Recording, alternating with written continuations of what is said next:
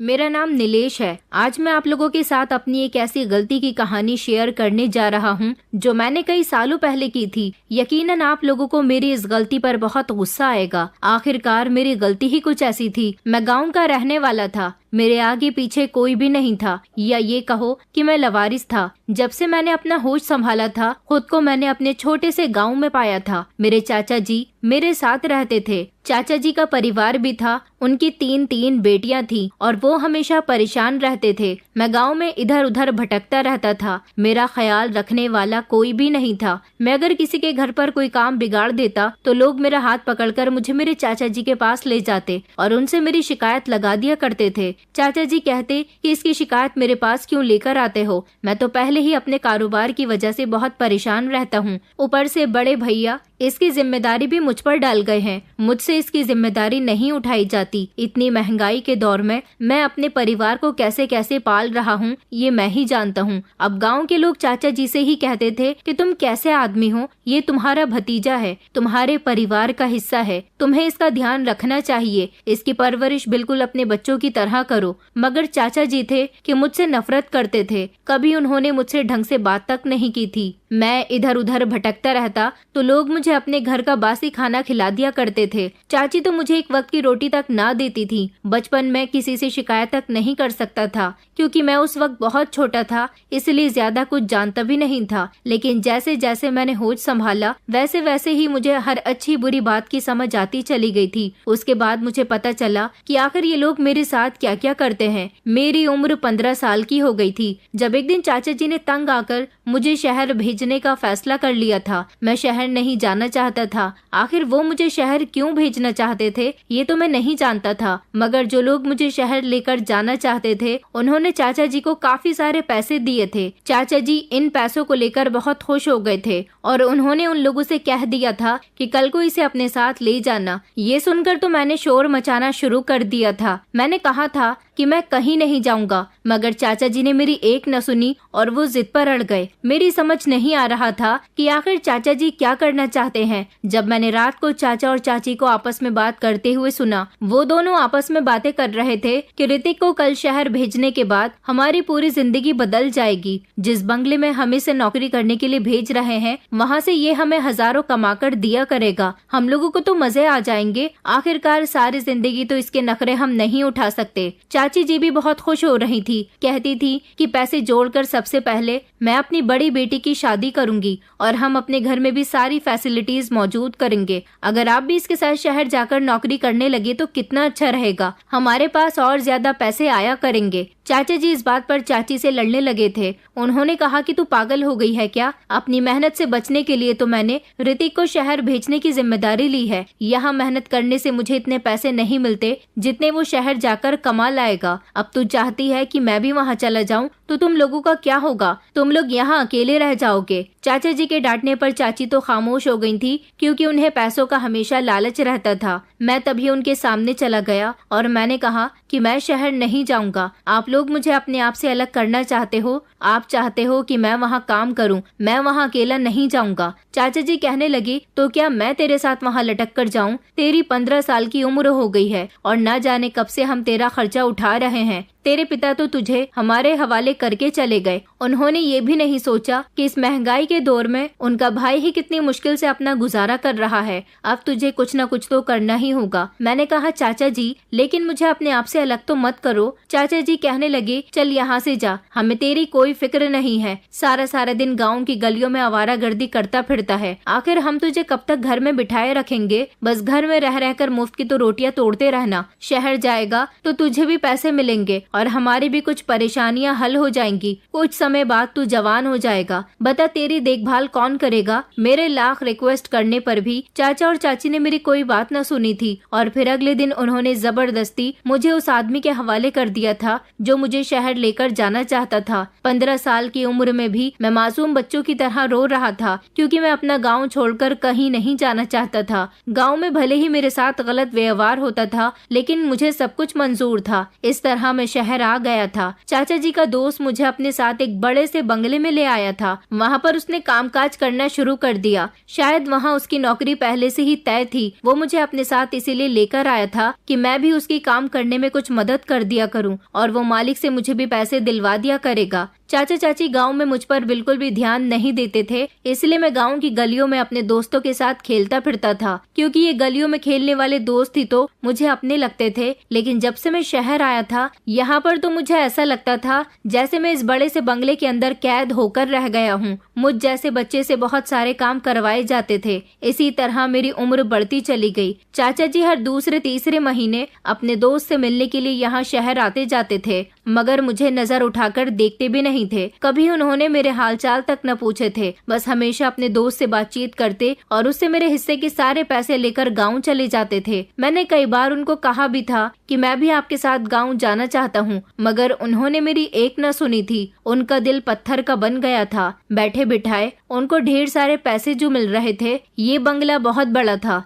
इस घर में जो परिवार रहता था, ये बहुत अमीर लोग थे। गरीबों पर बहुत दया किया करते थे, इसलिए मुझ जैसे गरीब बच्चे के कामकाज से बहुत इम्प्रेस हुए थे। यही वजह थी कि जितने पैसे चाचा के दोस्त को मिलते थे, उतने ही पैसे मुझे भी मिलते थे। वो जवान आदमी के हवाले सारा काम कर दिया करते थे। मालिकों की नजर बचते ही अपने हिस्से का सारा काम भी वो मुझसे ही करवाया करते थे और खुद बैठकर आराम करते थे। जिंदगी इसी तरह से गुजर रही थी। धीरे धीरे मेरी उम्र 18 साल हो गई। अब अगर मेरे चाचा शहर मेरे हिस्से के पैसे लेने आते तो मैं उनको बोल दिया करता था कि मैं यहाँ पर बहुत मेहनत करता हूँ, मेरी सारी मेहनत की कमाई आप अपने पास नहीं रखोगे। चाचा जी कहते थे कि लगता है अब तेरे मुंह में जबान भी आ गई है। मैंने तुझे यहाँ इस नौकरी पर लगवाया है तो मैं ही तुझे इस नौकरी से हटवा भी सकता हूँ। उस दिन पहली बार मैंने चाचा जी से दो टुक बात की थी और कहा था कि अब मैं वो मासूम बच्चा नहीं हूँ जो आपकी सारी बातें आसानी से मान लिया करता था। मैं जानता हूँ कि आपने मुझे यहाँ शहर भेजा, मेरी नौकरी लगवाई, लेकिन उससे सबसे ज्यादा फायदा तो आपका हुआ है। अब मैं भी अपना कुछ फायदा करना चाहता हूँ। आखिर मैं यहाँ बंगले के क्वार्टर में कब तक रहता रहूँ? इन लोगों के आगे का झूठा खाना कब तक खाता रहूँ? मेरा भी मन करता है कि मैं शहर में कहीं घूमने फिरने जाऊँ, अपनी पसंद का खाना खाऊं, अपने लिए अपनी पसंद के कपड़े लूं। इसलिए जितने मुझे पैसे मिला करेंगे उसमें से आधा हिस्सा मेरा हुआ करेगा। ये बात सुनकर चाचा जी को बहुत गुस्सा आया था, लेकिन मैं उनसे दो टुक अंदाज में बात कर रहा था, इसलिए वो मेरे ऐसे अंदाज से बहुत डर गए थे और अब उनकी मेरी आगे एक न चलने वाली थी। वो जानते थे कि आधे पैसे मिल रहे हैं, ये भी बहुत है। अगर वो भी हाथ से चले गए तो क्या होगा? क्योंकि अब ऋतिक अपने अच्छा बुरा समझने लगा है और समझदार भी हो गया है। वो अपना मुंह बिगाड़ कर वहाँ से चले जाते थे। कुछ समय गुजरा तो चाचा के दोस्त बीमार रहने लगे थे। मालिक ने उनका बहुत इलाज करवाया, मगर वो ठीक न हो सके। ज्यादा धूम्रपान करने की वजह से उन्होंने अपनी सेहत खराब कर ली थी और अब वो इस काबिल न थे कि यहाँ नौकर बनकर कामकाज कर सके। फिर एक दिन इलाज के दौरान ही उनकी मौत हो गई और अब यहाँ पर मैं अकेला रह गया था। मेरी उम्र अब 20 साल हो गई थी। मैं यहाँ इन लोगों के सारे काम किया करता था। अब यहाँ पर मेरी सैलरी पहले से भी ज्यादा हो गई थी, क्योंकि अब मैं चाचा के दोस्त के हिस्से के भी सारे काम खुद कर लिया करता था। उन्होंने मुझसे कहा भी था कि तुम्हारी नजर में अगर तुम्हारे जैसा ही कोई वफादार नौकर हो तो ऐसे ही एक दो नौकरों को और हमारे बंगले में नौकरी पर लगवा देना, क्योंकि बंगला बड़ा है और काम ज्यादा है। मगर मैंने सोचा कि मैं हर नौकर के बदले का काम खुद कर लिया करूंगा, जिससे मुझे ज्यादा मुनाफा होगा। यही वजह थी कि मैं बंगले के अंदर तक चला जाता था और कड़ी मेहनत करने के बाद सारे ही नौकरों का काम अकेले ही किया करता था। वक्त गुजरने के साथ साथ मुझे यहाँ रहते हुए पूरे 5 साल हो गए थे, इसलिए वहाँ के लोग भी मुझे बहुत अच्छे तरीके से जानते थे। कई साल मैंने उस बंगले में नौकरी की। उस बंगले के जो सबसे बड़े मालिक थे, जो उन चारों भाइयों के पिता थे, उनके मरने के बाद बंगले का माहौल बहुत खराब हो गया था। पिता के मरते ही चारों भाइयों ने अपनी अपनी प्रॉपर्टी अलग कर ली थी, बंगला किसी और के हवाले कर दिया था। अब जिसने बंगला खरीदा था वो यूके में रहता था, इसलिए बंगला ज्यादातर खाली ही रहता था। ये बंगला बिक जाने से सबसे ज्यादा नुकसान मेरा हुआ था, क्योंकि मैं तो जब से यहाँ इस शहर में आया था मैं ज्यादातर इस बंगले में ही रहा था और यहीं के सारे काम कामकाज किया करता था। अब मैं पूरी तरह से अकेला रह गया था। जितने पैसे मेरे पास थे बस उन्हीं से अपना गुजारा कर रहा था। वहाँ पर अब मेरा क्या बाकी नौकरों का भी कोई काम नहीं था, इसलिए सारे ही नौकर एक एक करके बंगला छोड़कर चले गए थे। फिर मजबूरन मुझे भी वहाँ से निकलना पड़ा था, लेकिन मैं किसी को जानता भी नहीं था, इसलिए मुझे कहीं न कहीं तो नौकरी तलाश करनी ही थी। जो नौकर मेरे साथ काम किया करते थे, मैंने उनसे बातचीत की और उनसे कहा कि तुम लोग जहाँ नौकरी पर जाओ मुझे भी वही नौकरी पर लगवा देना। उन्होंने कहा था कि अभी तो हमें भी कहीं नौकरी नहीं मिल रही है, मगर मेरे तो रहने का भी कोई ठिकाना नहीं था। कुछ दिन तो मैंने सड़कों पर गुजारे थे। मैं इधर उधर भटकता रहता था। लोग मुझे भिखारी समझने लगे थे, इसलिए थोड़ी बहुत भीख दे जाते थे। मैंने उस भीख को रख भी लिया था। जब इंसान के पास कुछ नहीं होता तो उसे लोगों की दी हुई भीख भी बहुत बड़ी नेमत लगने लगती है। यही वजह थी कि मैंने बड़ी मुश्किल का समय गुजारा था। मुझे सड़कों पर भटकते हुए लगभग 1 महीना गुजर गया था, जब मेरे साथ का एक नौकर जो मेरे साथ पहले काम किया करता था, उसका नाम मंजेश था। उसने मुझसे कहा कि यार, मैं तुझे कितने दिनों से ढूंढ रहा हूँ। आज इस फुटपाथ पर मैंने तुझे देखा तो तेरी याद आ गई। सोचा तुझे बता देता हूँ कि मैंने तेरी और अपनी नौकरी की भी बात कर ली है। मैं उसे देखकर चौंक गया। मैंने कहा, क्या सच में मेरी नौकरी की बात हो गई है? तो वो कहने लगा कि हाँ, नौकरी की बात तो मैंने पिछले हफ्ते ही कर ली थी, मगर तू मुझे कहीं नहीं मिल रहा था। मैंने कहा, यार वहाँ पर हमारा रहने का बंदोबस्त तो होगा ना? तो वो कहने लगा, ये तो वहाँ जाकर ही पता चलेगा। वैसे मेरा तो रहने का बंदोबस्त हो गया है। मेरी बहन यहाँ पर रहती है, मैं उसके घर पर रह रहा हूँ। तूने क्या सारा समय सड़कों पर ही गुजारा है? तेरा अगर इस शहर में कोई अपना हो तो तू भी उसी के घर रह लेना। अब मैं उसे क्या बताता कि मेरा इस शहर में क्या, मेरा इस पूरी दुनिया में कोई अपना नहीं है। वो मुझे अपने साथ लेकर उस जगह चला गया था जहाँ उसने नौकरी की बात की थी। ये भी बहुत बड़ा बंगला था। यहाँ पर तो पहले से भी ढेर सारे नौकर और नौकरानियां मौजूद थी, जबकि ज्यादा काम होने की वजह से ज्यादा ही नौकर नौकरानियों की जरूरत होती है। यहाँ पर हम दोनों की नौकरी लग गई थी। मैंने मंजेश से कहा था कि किसी भी तरह मेरे रहने का बंदोबस्त करवा दे। मैं सड़कों पर कैसे रहूंगा? मेरा ये 1 महीना बड़ी मुश्किल से गुजरा है, क्योंकि मेरे पास मेरा थोड़ा सा सामान भी था और मेरी हालत भी बहुत बुरी हो गई थी। उसने वहाँ के एक पुराने और वफादार नौकर से बात की तो उसने मालिक से बात करके कह दिया था कि बंगले के पीछे ही नौकरों के लिए छोटे छोटे क्वार्टर बने हुए हैं, उसमें से एक क्वार्टर की चाबी तुम्हें दे दी जाएगी। मंजेश वहाँ पर नहीं रह सकता था, क्योंकि उसने रहने का बंदोबस्त पहले से ही अपनी बहन के यहाँ किया था। एक रात तो जैसे तैसे मैंने बंगले के बाहर रहकर गुजार ली थी, लेकिन अगले ही दिन मुझे क्वार्टर की चाबी दे दी गई थी और मैंने वहाँ पर रहना शुरू कर दिया था। अगले ही दिन हमें काम भी बता दिया गया था कि हमें क्या काम करना है। मंजेश को तो ज्यादातर बाहर का काम बताया था, सामान लाने ले जाने का, जबकि मुझे घर के अंदर ही छोटे मोटे काम दे दिए गए थे। अभी मैं नया नया था, इसलिए मुझे कम काम बताए गए थे। मुझे पैसे भी यहाँ ठीक ठाक मिल रहे थे। इसी तरह मुझे 1 महीना गुजर गया था। कुछ दिन नौकरी करने के बाद मंजेश तो यहाँ से हट गया था और फिर यहाँ मेरा काम भी बढ़ा दिया गया था और पैसे भी बढ़ा दिए गए थे। यहाँ के काम करने में मुझे ज्यादा मेहनत का सामना नहीं करना पड़ता था, क्योंकि मैं पुरानी जगह भी यही काम किया करता था। ये बंगला एक बिजनेसमैन आदमी का था जो कि करोड़पति था। इस बंगले में 6 सदस्य थे। सबसे बड़े मालिक विवेक सिंघानिया, उनका बेटा राहुल सिंघानिया और राहुल सिंघानिया की पत्नी नैना सिंघानिया और उनकी एक 13 साल की मासूम और खूबसूरत सी बेटी दिशा। राहुल सिंघानिया और विवेक सिंघानिया ये दोनों बाप बेटे थे और मिलकर अपने बिजनेस को संभाल रहे थे। इन सब की जिंदगी बड़े ऐशो आराम से गुजर रही थी। आखिरकार उनकी जिंदगी में किसी चीज की कोई कमी नहीं थी। मैं ज्यादातर घर के अंदर के काम करता था, इसलिए घर में सबके बिहेवियर को धीरे धीरे बहुत अच्छे से जान गया था। मंजेश और मुझे इस बंगले में नौकरी करते हुए लगभग 6 महीने गुजर गए थे। इन लोगों को धीरे धीरे मुझ पर भरोसा होने लगा था। वैसे तो यहाँ पर कदम कदम पर कैमरे भी लगे हुए थे, क्योंकि बंगले के अंदर कोई भी धोखे से भी किसी तरह की कोई गलती नहीं कर सकता था। बाहर ढेर सारे गार्ड्स मौजूद थे। बंगला पूरी तरह से सिक्योरिटी की देखरेख में था। सब कुछ बिल्कुल ठीक चल रहा था, जब एक दिन मैंने देखा कि दिशा बेबी बहुत रो रही है और अपनी मम्मी से जिद कर रही है कि वो उसे बाहर लेकर चले, मगर नैना मालकिन उसे लेकर जा ही नहीं रही थी, क्योंकि उस समय उनकी तबीयत ठीक नहीं थी। डॉक्टर ने उन्हें आराम बताया था। मैंने दिशा बेबी से बात की और उनसे कहा कि वो क्यों रो रही है। जब उन्होंने मुझे बताया कि वो बाहर जाना चाहती हैं, उनका आइसक्रीम खाने का मन कर कर रहा है। अब मैं उन्हें बंगले से बाहर तो नहीं ले जा सकता था, क्योंकि अगर मैं दिशा बेबी को बंगले से बाहर लेकर जाता तो मेरी अच्छी तरह से धुलाई हो सकती थी। शायद दिशा बेबी को मेरा बाहर ले जाना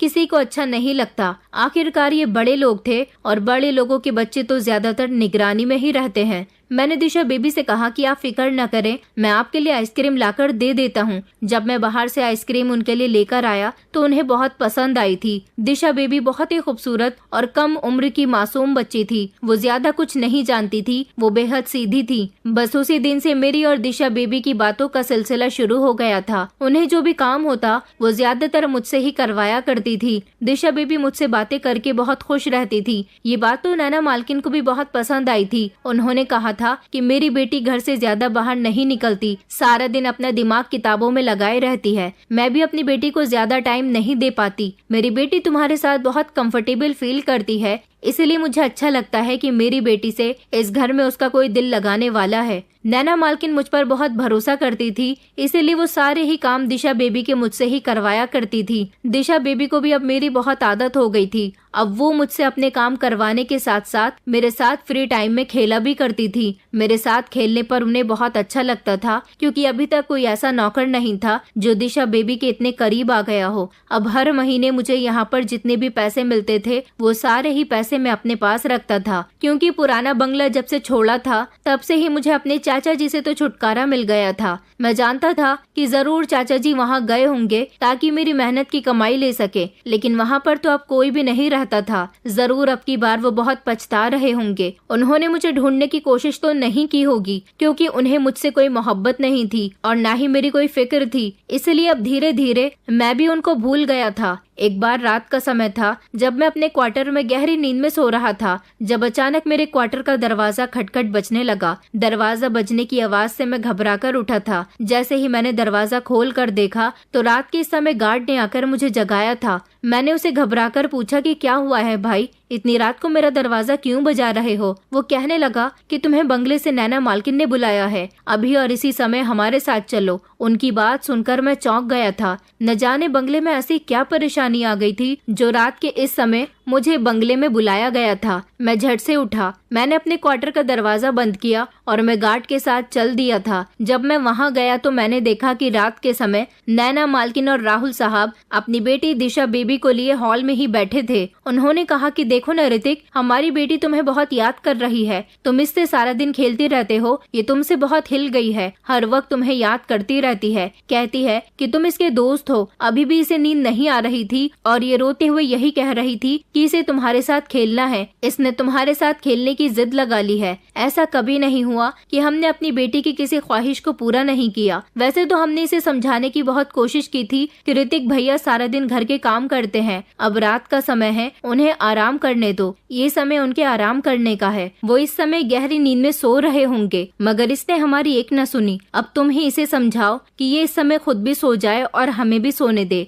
इस बात पर मेरी हंसी छूट गई थी। मुझे तो लगा कि बंगले में शायद कोई बड़ी परेशानी आ गई है, मगर असल परेशानी तो दिशा बेबी की थी। थोड़ी देर तक उनका दिल रखने के लिए मैंने उनके साथ खेल लिया था और फिर उसके बाद मैंने उन्हें सोने के लिए कहा था। वो थोड़ी देर के बाद अपने कमरे में जाकर आराम से सो गई थी। अगले दिन जब मैं बंगले में आया तो मैंने नैना मालकिन से दिशा बेबी के बारे में पूछा था। नैना मालकिन ने मुझे दिशा बेबी के कमरे में जाने की इजाजत दे दी थी और उन्होंने कहा था कि जाओ ऋतिक, तुम अगर दिशा को जगाओगे तो वो जाग जाएगी। इस समय सुबह के 11 बज रहे हैं, अगर वो ज्यादा समय तक सोती रही तो फिर रात को देर से सोएगी, इसलिए बेहतर यही होगा कि तुम उसे जाकर जगा दो, वो तुम्हारी आवाज सुनकर बहुत जल्दी जाग जाएगी। मैं उनकी बात सुनकर दिशा बेबी के कमरे में चला गया था। जैसे ही मैंने दिशा बेबी के कमरे का दरवाजा खोला तो ये देखकर मेरी आंखें दिशा बेबी पर जमकर रह गई थी, क्योंकि वो सोती हुई बहुत ही खूबसूरत लग रही थी, इतनी खूबसूरत कि अब मेरी नियत उन पर फिसलने लगी थी। उन्होंने व्हाइट कलर की छोटी सी फ्रॉक पहनी हुई थी जो उनके घुटनों से ऊपर आ रही थी। उनकी पूरी टांगे मुझे साफ साफ नजर आ रही थी। मेरा मन कर रहा था कि बार बार मैं उनकी टांगों को देखता रहूं। मैं धीरे धीरे उनके करीब जा रहा था और उनकी टांगों को टच ही करने वाला था जब अचानक एक नौकरानी ने झट से दरवाजा खोला था और मैं घबरा कर पीछे हुआ था। न जाने क्यों अब दिशा बेबी को मैं जब भी देखता था मेरी उन पर नियत खराब होने लगती थी। कहते हैं ना कि मर्द की फितरत भी बड़ी खराब होती है। जब उसकी नीयत गंदी होने लगती है तो वो अपनी हवस पूरी करने के लिए किसी मासूम पर भी नजर डाल देता है। मेरा हाल भी कुछ इसी तरह का हो गया था। अब मैं हर बार दिशा बेबी को इसी नजर से देखने लगा था। वो मेरे साथ खेलती तो मैं चोरी चुपके उन्हें टच करने की कोशिश करता था। मैं उनके साथ बिल्कुल बच्चा बन जाता था। यही वजह थी कि मैं उन्हें बहुत पसंद आने लगा था और वो हमेशा मेरी आदी हो गई थी। नैना मालकिन भी मुझसे ही कहती थी कि तुम ही ज्यादातर मेरी बेटी के काम किया करो। तुम्हारे होते हुए वो मुझसे किसी काम की ज्यादा जिद नहीं करती। नैना मालकिन अब ज्यादातर अपने दोस्तों के साथ लगी रहती थी। यही वजह थी कि उनकी बेटी का ध्यान मेरी तरफ से लगने पर वो बहुत बेफिक्र रहने लगी थी। हमेशा अपने दोस्तों को पार्टियां करने के लिए घर बुलाती रहती तो कभी बेफिक्री से उनके साथ शॉपिंग पर चली जाती थी। इधर मैं दिशा बेबी का बहुत ख्याल रखता था। उन्हें लगता था कि घर में जगह जगह पर कैमरे लगे हुए हैं और उनकी बेटी को कोई नुकसान नहीं पहुंचा सकता। इसी वजह से वो अपनी बेटी की तरफ से मेरे होते हुए और भी ज्यादा बेफिक्र रहने लगी थी। मगर वो ये नहीं जानती थी कि कभी कभी हम जिस पर बहुत भरोसा करते हैं वो भी पल भर में हमारा भरोसा चकनाचूर करने के लिए काफी होता है। मैं अपने आप को संभालने की बहुत कोशिश कर रहा था कि मैं दिशा बेबी पर गंदी नजर न डालूं। वो मासूम सी बच्ची है, मुझे कभी उसके बारे में गलत नहीं सोचना चाहिए। मगर मेरे दिमाग में हमेशा उनको देख देख कर ऐसे ख्याल आते ही रहते थे। ऐसा करना बहुत बड़ा पाप था। मुझ पर चढ़ती जवानी थी, इसलिए मेरे साथ ऐसा हो रहा था। अब मैं दिशा बेबी को हमेशा अकेली जगह में ले जाने की ताक में रहता था और धीरे धीरे उन्हें छूने की कोशिश करता था। मैं उन्हें छूता तो उन्हें बहुत गुदगुदी होती थी और वो जोर जोर से हंसा करती थी, इसलिए मैं उन्हें और ज्यादा टच किया करता था। वो मासूम सी बच्ची थी, ये नहीं जानती थी कि मैं उसके साथ क्या कर रहा हूँ। एक बार मैंने दिशा बेबी से नाराज होने की एक्टिंग की थी। मैं देखना चाहता था कि मेरे नाराज होने पर दिशा बेबी का क्या हाल होने वाला है, क्योंकि मैं कई बार नैना मालकिन के मुंह से भी ये सुन चुका था कि उसे मेरे बिना रहने की अब आदत नहीं है। वो मुझे बहुत ज्यादा दोस्त समझती है, चाहती है कि हमेशा उसका दोस्त उसके साथ खेलता रहे। सिर्फ पढ़ने के समय ही वो मुझसे अलग होती थी, बाकी ज्यादातर सारा दिन हम दोनों एक साथ ही होते थे। मैंने दिशा बेबी से कहा कि मैं आपसे नाराज हूँ। मैं हमेशा आपके लिए कितने सारे काम करता हूँ, मगर आपने आज तक कभी मेरे लिए कोई काम नहीं किया। दिशा बेबी कहने लगी कि बताओ ना ऋतिक भैया, मैं आपके लिए क्या करूँ जिससे आप मुझसे खुश हो जाओगे। मैंने कहा कि मुझे कोई अच्छा सा गिफ्ट दे दो, मैं खुश हो जाऊंगा। आज तक मुझे कभी किसी ने गिफ्ट नहीं दिया, मैं चाहता हूँ कि आप मुझे कोई गिफ्ट दे दो। तो वो कहने लगी कि आप फिक्र मत करो, मैं आपके लिए बहुत अच्छा गिफ्ट लेकर आऊंगी जिससे आपकी बहुत हेल्प हो सकेगी। अगर तुमने मुझे गिफ्ट मैंने उससे कहा कि अगर तुमने मुझे गिफ्ट नहीं दिया तो मैं नाराज हो जाऊंगा। अपनी कही हुई बात याद रखना। दिशा बेबी ने कहा कि मैं आपसे वादा करती हूँ कि कल आपको गिफ्ट जरूर दूंगी। अगले दिन उसने मुझे एक ऐसा गिफ्ट दिया जिसे देखकर मैं बहुत खुश हुआ था। वो अपने पापा के साथ जाकर मेरे लिए कपड़े खरीद कर लाई थी। उसने कहा कि आप हमेशा पुराने कपड़े ही पहनते हो, कभी मैंने आपको स्मार्ट कपड़ों में नहीं देखा, इसलिए मैं आपके लिए ये लेकर आई हूँ, इन्हें जरूर पहनना। मैंने उसे बहुत शुक्रिया कहा था। सच में ऐसा पहली बार हुआ था जब किसी ने इतनी मोहब्बत के साथ मुझे तोहफा दिया था। उसका तोहफा मैंने दिल से कबूल कर लिया था। वो इतनी अच्छी थी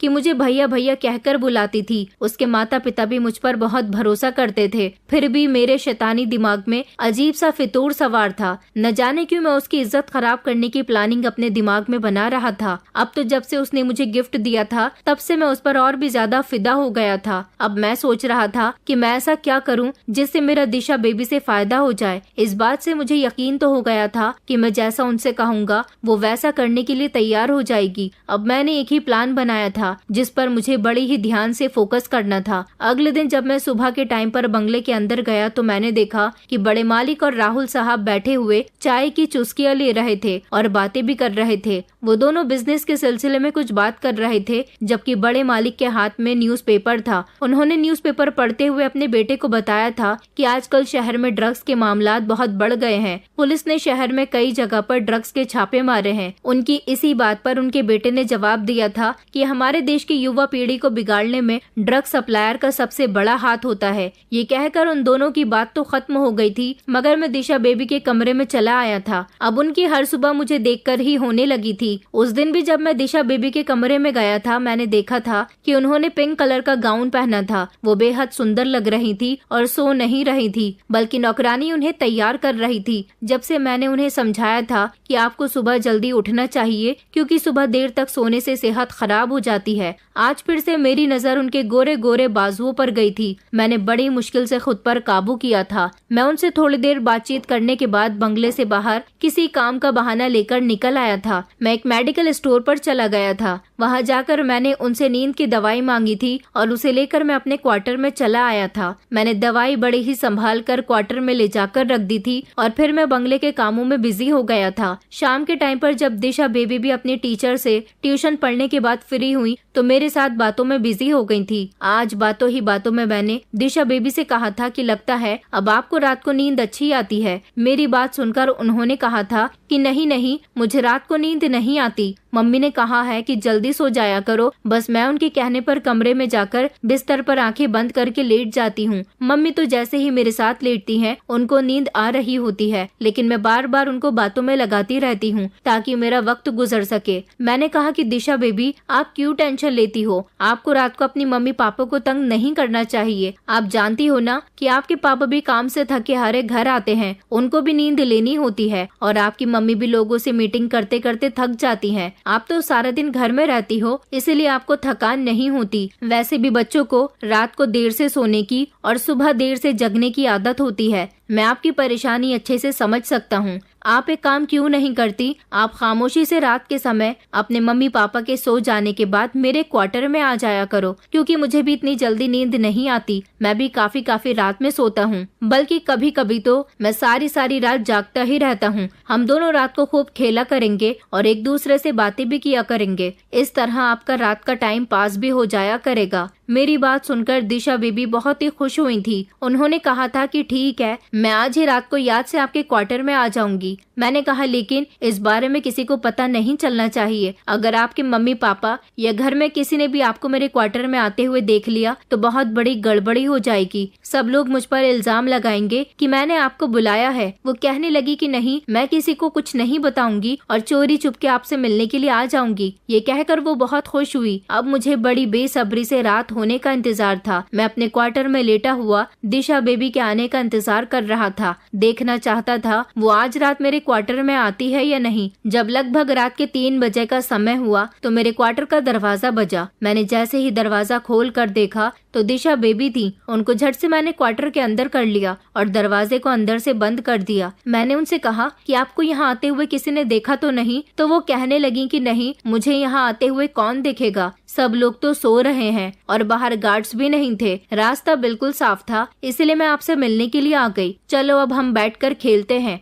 वो मेरे साथ बिस्तर पर बैठ गई थी। मैं भी उसके पास जाकर बैठ गया और देखने लगा कि वो कितनी खूबसूरत और मासूम थी। सारी की सारी मासूमियत उसके चेहरे से झलक रही थी। अब मुझे अपना दूसरा पहलू आजमाना था। मैंने अपने तकिए के नीचे रखी दवाई को निकाला और दिशा बेबी से कहा कि दिशा बेबी, आप इतनी दूर से चलकर आ रही हो, आपको प्यास लगी होगी ना? तो वो कहने लगी कि नहीं, मुझे प्यास नहीं लगी है। मैंने कहा कि नहीं, आपको प्यास नहीं लगी, फिर भी आपको पानी पीना चाहिए। गर्मी का टाइम है, जल्दी जल्दी पानी पीने से शरीर में पानी की कमी नहीं होती। वो मेरे कहने पर पानी पीने के लिए राजी हो गई थी। मैं खामोशी से उनके लिए पानी लेने गया और मैंने उसमें नशे की सारी दवाई पानी में मिला दी थी और पानी का गिलास दिशा बेबी को दिया। दिशा बेबी कहने लगी कि मुझे प्यास नहीं लगी हुई थी ऋतिक भैया, फिर भी आप मेरे लिए पानी ले आए हो तो मैं पी लेती हूँ। उसने अपने दोनों नन्हे हाथों से गिलास पकड़ा और मुंह से लगा लिया था। गिलास मैंने एक साइड पर रखा और दिशा बेबी के साथ इधर उधर की बातें करने लगा था। अभी वो मेरे साथ बातें कर ही रही थी जब अचानक उनका सर जोर जोर से चकराने लगा। वो इधर उधर देखने लगी, कहने लगी कि ऋतिक भैया, मुझे सब कुछ घूमता हुआ नजर आ रहा है। मैंने उसे संभालने की कोशिश की। अभी मैं उससे कुछ कहने ही वाला था जब अचानक दरवाजा जोर जोर से बजने लगा। मैं घबरा गया, इस समय कौन आया है? मैंने झट से दिशा बेबी की तरफ देखा। मैंने कहा कि दिशा बेबी, अगर किसी ने आपको यहाँ पर देख लिया तो गड़बड़ हो जाएगी। दिशा बेबी कुछ भी कहने की हालत में नहीं थी। मैंने उनसे कहा कि आप जल्दी से बेड के नीचे छुप जाओ। मैंने उनका हाथ पकड़कर उन्हें बेड से उतारा और बेड के नीचे आराम से लेटने के लिए कहा था। मैंने कहा कि मैं देखता हूँ कि दरवाजे पर कौन आया है, जब तक आप यहाँ से मत निकलना, इसी तरह से लेटी रहना। उन्होंने हाँ में अपनी गर्दन हिला दी थी और वो बिस्तर के नीचे आराम से लेट गई थी। मैं दरवाजा खोलने गया तो 2 गार्ड्स आए थे। उन्होंने कहा कि दिशा बेबी कहाँ है? मैंने चौंकते हुए कहा कि दिशा बेबी, वो तो यहाँ नहीं आई। क्या कुछ हुआ है क्या? और तुम लोग इस तरह क्यों उन्हें तलाश कर रहे हो? वो बंगले के अंदर अपने माता पिता के साथ सो रही होंगी। वो कहने लगा कि दिशा बेबी अभी कुछ देर पहले अपनी मम्मी के साथ सो रही थी, मगर जब उनकी आंख खुली तो दिशा बेबी बिस्तर पर नहीं थी। बंगले में भी उन्हें तलाश किया जा रहा है, न जाने वो कहाँ चली गई। वो तुमसे कुछ ज्यादा ही हिली हुई है, कहीं वो तुम्हारे क्वार्टर में तो नहीं आई? मैंने कहा कि भाई मेरा क्वार्टर आराम से देख लो, यहाँ कोई भी नहीं है। उसने झाँक कर क्वार्टर के अंदर देखा तो उसे दिशा बेबी कहीं नजर नहीं आई थी और वो काफी देर तक मेरे क्वार्टर को देखता रहा था और मुझसे कहने लगा कि चलो हमारे साथ, दिशा बेबी को ढूंढने में हमारी मदद करो। और वो मुझे भी अपने साथ नौकरों के क्वार्टर की तलाशी के लिए ले गए थे। उधर बंगले में मालकिन राहुल मालिक और विवेक मालिक बहुत परेशान हो रहे थे कि आखिर उनके घर की मासूम बेटी कहाँ चली गई। रात के समय तो वो उनके साथ ही सोई थी। मैं भी इन लोगों की आंखों के सामने ही मौजूद था, इसलिए इनमें से किसी को भी मुझ पर शक नहीं हुआ था। कुछ देर के लिए मैं ये बात तो भूल ही गया था कि मैंने दिशा बेबी को अपने बेड के नीचे छुपा दिया है, मगर मुझे जैसे भी करके दिशा बेबी को अपने क्वार्टर से निकालना था, क्योंकि अगर मैं उनको वहाँ से नहीं निकालता तो मेरे लिए बहुत बड़ी मुसीबत आ जानी थी। अभी तो मैंने उनके साथ कुछ किया भी नहीं था, बिना कुछ किए ही इतना हंगामा हो गया था कि मैं सोच भी नहीं सकता था। मेरे पूरे प्लान पर पानी फिर चुका था और मैं अफसोस करने के अलावा कुछ भी नहीं कर सकता था। सारी रात घर के नौकर और गार्ड्स दिशा बेबी को इधर से उधर ढूंढते रहे थे। फिर वो लोग बंगले से निकलकर आसपास के मोहल्ले में भी देखने गए। जब मैंने देखा था कि लगभग घर के सारे ही लोग दिशा बेबी को ढूंढने के लिए घर से बाहर निकल गए तो मेरे पास मौका बहुत अच्छा था।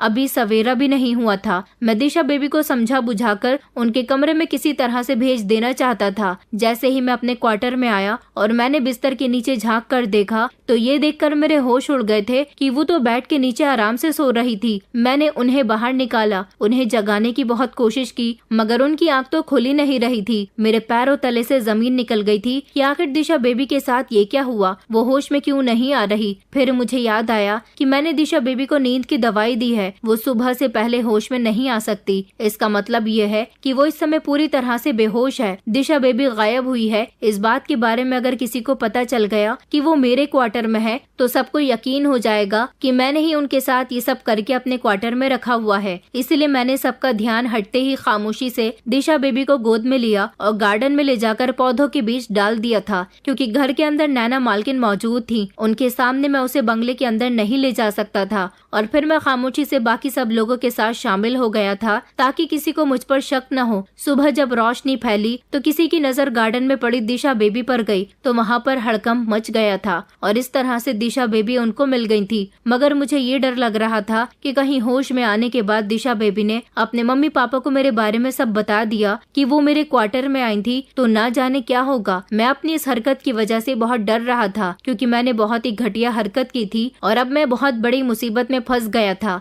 ये लोग तो मुझे जेल करवा सकते थे। भले ही मैंने उनको कोई नुकसान नहीं पहुंचाया था, मगर अब वो होश में नहीं आ रही थी। जिस तरह से मैंने उसे गार्डन में ले जाकर डाला था वो इसी तरह से पड़ी हुई थी। अभी तक वो होश में नहीं आई तो उन्हें फौरन ही अस्पताल में भर्ती करवाया गया था। वहाँ जाकर पता चला कि उन्हें ड्रग्स की हेवी डोज दी गई है। ये सुनकर तो मेरे होश उड़ गए थे। मैंने तो उनको ड्रग्स नहीं दी थी, वो मासूम बच्ची थी, ज्यादा ड्रग्स मिलने की वजह से होश में नहीं आ रही थी। डॉक्टर ने कहा था कि अगर ये 24 घंटे से पहले होश में नहीं आई तो कोमा में भी जा सकती है। घर के सारे ही लोग बुरी तरह से रो रहे थे। कोई नहीं जानता था कि रात के समय उनकी बेटी के साथ क्या हुआ था, मगर मैं सब कुछ जानता था। लेकिन मैं इस बात से अनजान था कि ड्रग्स दिशा बेबी को किसने दी थी। मैंने तो उन्हें नींद की दवाई दी थी। मुझे याद आया कि नींद की दवाई तो मैं मेडिकल स्टोर से लेकर आया था और आजकल हमारे शहर में ड्रग्स बहुत सप्लाई की जा रही है। कहीं ऐसा तो नहीं कि मेडिकल स्टोर वाले ने मुझे गलती से नींद की दवाई की जगह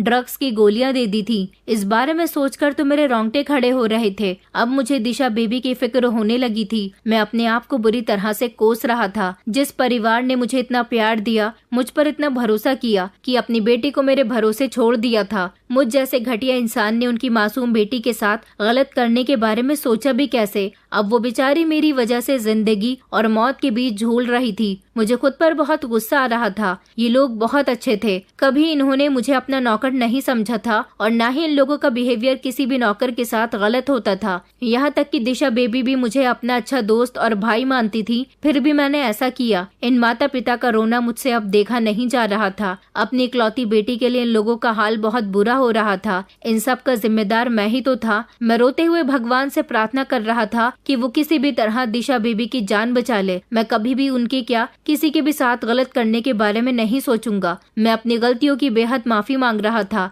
मैंने शायद सही समय पर अपने पापों की माफी मांग ली थी, इसलिए ऊपर वाले ने दिशा बेबी की जिंदगी तो बख्श दी थी, क्योंकि दिशा बेबी होश में तो आ गई थी, मगर डॉक्टर ने बताया कि दिशा बेबी अपना दिमागी संतुलन खो बैठी है। उसके साथ जो कुछ भी हुआ था उसे कुछ याद नहीं, बल्कि वो गुमसुम सी रहती थी। काफी समय तक उनका इलाज चला था। दिशा बेबी के घर वाले उनके लिए बहुत परेशान रहते थे। आखिरकार वो उस घर की रौनक थी। उसकी ऐसी हालत का मैं जिम्मेदार था। बस मैं यही सोच सोचकर उनके लिए परेशान होता रहता था, खुद को दिन रात गालियां देता रहता था। उस दिन के बाद से मैंने दिशा बेबी का और भी ज्यादा ख्याल रखना शुरू कर दिया था। मैं हमेशा दिशा बेबी को वक्त पर दवाइयां देता, भगवान से उनके लिए प्रार्थना करता रहता, उनके घर वालों को तसल्ली देता रहता कि दिशा बेबी ठीक हो जाएगी। जैसे वो पहली चहकती फिरती थी, अब उसकी कंडीशन ऐसी नहीं थी, लेकिन भगवान ने मेरी कड़ी मेहनत के बाद उनका ज्यादा ख्याल रखने की वजह से और उनके माता पिता ने उनका बेस्ट डॉक्टर से इलाज करवाया था। इसी वजह से वो लगभग 2 साल बाद ठीक हो गई और जो पहले हो चुका था उसके बारे में उन्होंने कभी किसी को नहीं बताया। मुझे आज भी वो दिन याद है